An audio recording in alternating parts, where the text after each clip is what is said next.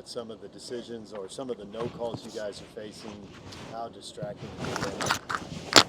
Yeah, I think the focus has been on the things that we can control. Obviously, it's hard not to get emotional, especially during the game or right after the game, but it's important that we just move on, and that's going to vary from game to game, the officiating, and sometimes it's not going to go our way. It feels like it hasn't gone our way more so than not, but I think that there are still things that we can do on our end to get better results. Diego's been such a big part of the attack. With him out, what do you have to do to generate a goal or two? I think the same thing that we did when he was at the Gold Cup. That's when our run started, and we found ways to score without him, even though he's a big piece of the team. And so, the same things that we did during that period. What are you doing to integrate the two new guys up top? Because obviously it's hard. You've done it. It's hard to come into a group brand new and you're still learning everybody's name. It's hard to, for them as forwards to kind of just have a feeling of, where we're going to cross, when we're going to cross, the runs to make, how to press. But they've been doing a good job, credit to them, learning quickly. And I think that they're only going to get better from game to game. And they got their first start together last game, and I think that was a good step in the right direction. Yeah. What do you see from Cruz and from Olatunji that impresses you? I think that Juan is good kind of as like a target 9 coming to feed or running in behind. He's versatile in that sense. I think that Victor is a great physical presence that, can be dominant in the box. I think that's something that is going to help us a lot, having him on the end of crosses. And so this weekend, Minnesota's flying high right now. What do you see from them that is testing? Will test not only you, but really has been testing everybody.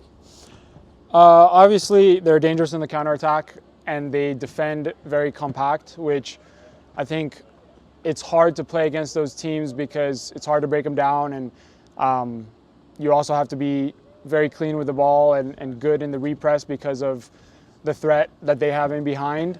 Those are the things that, same as last time we played them, that are going to be challenging and that we have to really be keyed in on. That's it for me. Talk about things that you guys can control. What does that look like? What are we RSL able to control in these kind of situations? Well, speaking just about the last game, I think that we've conceded too many set-piece goals this season. That's in our control.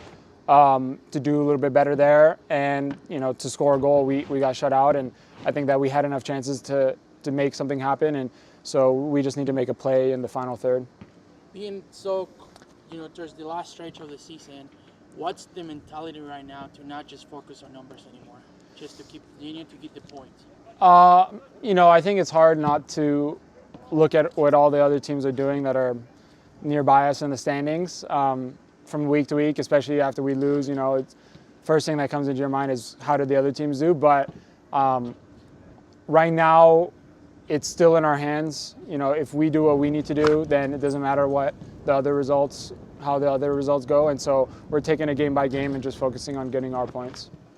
Defensively speaking, you've been great in the positions that you've been playing, rotating as a left back, playing as center back. What are some of the challenges that you have faced so far when games don't go our way, especially with your refs not doing calls fairly enough in that aspect? How do you motivate your teams to continue and move forward, to score a goal, to tie the game, or how do you help defensively to just keep the game in hand? I think,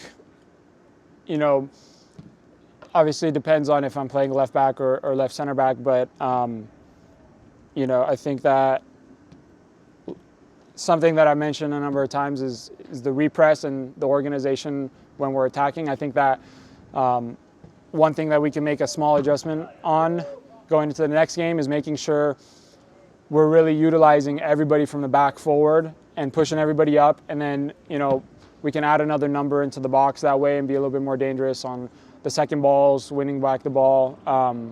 That's one thing that we've been focusing on. And my last question is when you arrived to RSL, were you expecting the amount of minutes that you were being getting right now? I tried not to have too many expectations, but I felt like I was in a good place on the field, and I felt optimistic about the opportunities that I was going to be given. Thank you. So 8 games left in the season, 5 at home, I believe. How do you feel about that? The opportunity to put before RSL to push through and make the playoffs. We feel good about it. I think that you know, it's been a bump in the road having 2 difficult away games on the East Coast that haven't gone our way. Like you said, still plenty of home games and games in general that we feel like we can get back to our winning ways and we can put our future in our own hands. You probably want to be undefeated at this point in the season, but how does it feel to be on the cusp of the playoffs? Does that add some intensity to the games, knowing that every game matters? They all matter, but every game matters now through the end of the season? I think when you're in the position that we're in, it's a little bit more intense. You can't take a play off like maybe some of the other teams have a luxury of doing.